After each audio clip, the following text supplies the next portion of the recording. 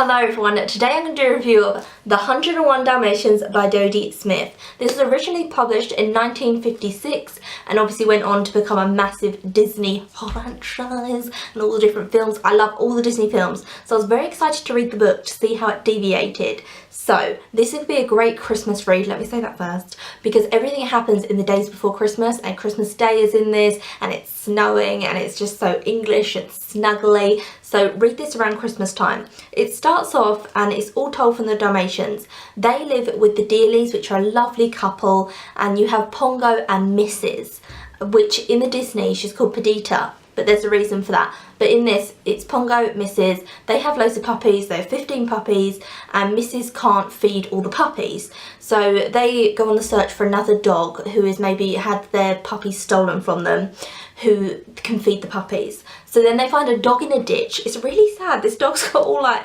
mud and matted in it. That wasn't in the bloody Disney.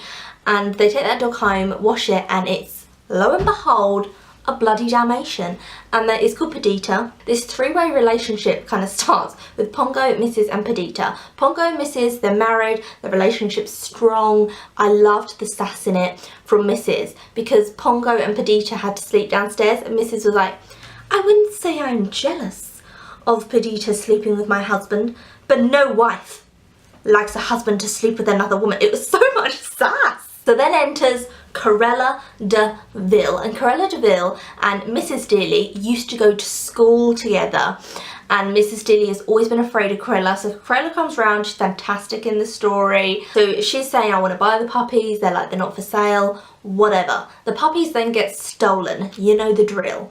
Then Pongo and Mrs. go out and look for them and say to Perdita, you have to stay home and look after the humans and make sure they're okay. And the dogs are like, the humans are our pets. Like they think we're their pets, but foolish little humans. I loved that. There was so much like humour within this. So they go off. The twilight barking is when all the dogs bark at each other to give each other messages.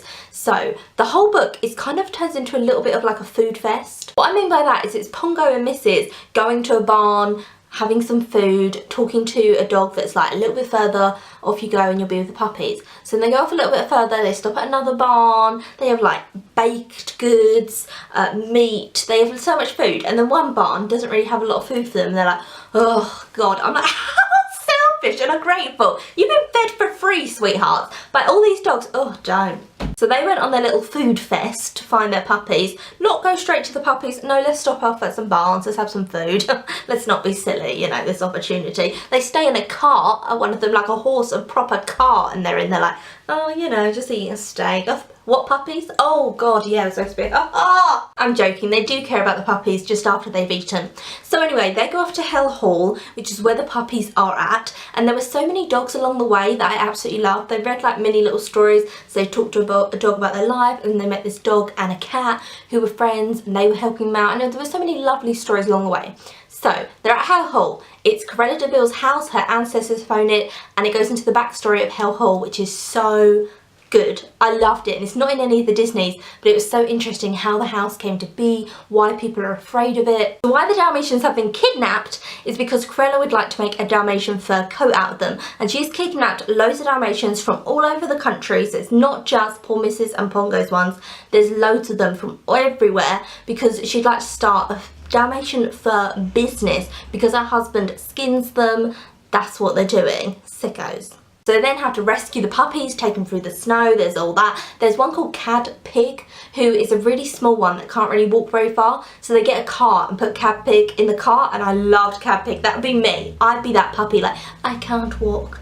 Drag me in a cart. And then they're going past like this little boy who's given them the cart, and all the dogs are kind of like nodding at the boy, and that's all fine. And Cad Pig's laying on its back, no joke, like waving its paws, being like, thanks. It's just like, what? And at the end, the Dearleys buy a big country home. It's very similar to the Disney. This is really similar to the Disney in like every step. It's just the humour and sass that's been taken out of it. And there's a really sassy bit where Mrs. says, oh, she's thinking in her head, oh, I love that it's just me and Pongo again, and Perdita's not here sleeping with us.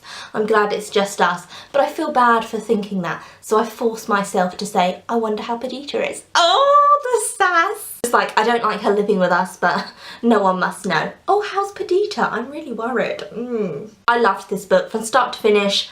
5 out of 5, fantastic, beautiful, cozy, very quaint English, the life I wish I led. As like an English person, I'm like, I wish I led this kind of life. My edition was illustrated by Janet and Anne Graham Johnson, and my book was by Heinemann London, and this was such a beautiful edition. It was stunning. The illustrations really worked fantastically with the book, so I'm going to put in some clips of the illustrations now. So this is the end papers. They are the twilight barking, and you can see all the dogs barking from different places. Look at this gorgeous bed, isn't it lovely? Who's on it? Oh, Mrs. and Pongo having a little sleep. This dog here is probably like, look at these selfish little beasts. Their dogs are going to be skinned and they don't even care. And here is the one and only Corella Deville. I really liked how she was drawn.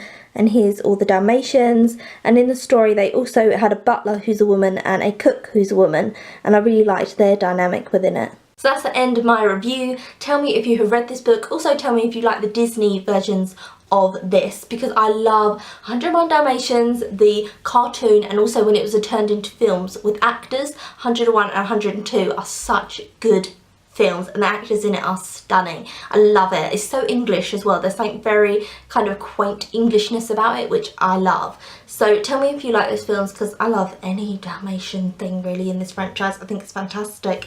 Let me know, and I'll see you again soon for another video. Buy this book, okay? You need to buy it. It's really good. There you go. Put it through the screen. Read it. What? I'm doing a book review, thank you. Also, I can hear people outside on their balconies, and I know they can hear me doing 101 Dalmatians like review, so you're welcome. You're welcome.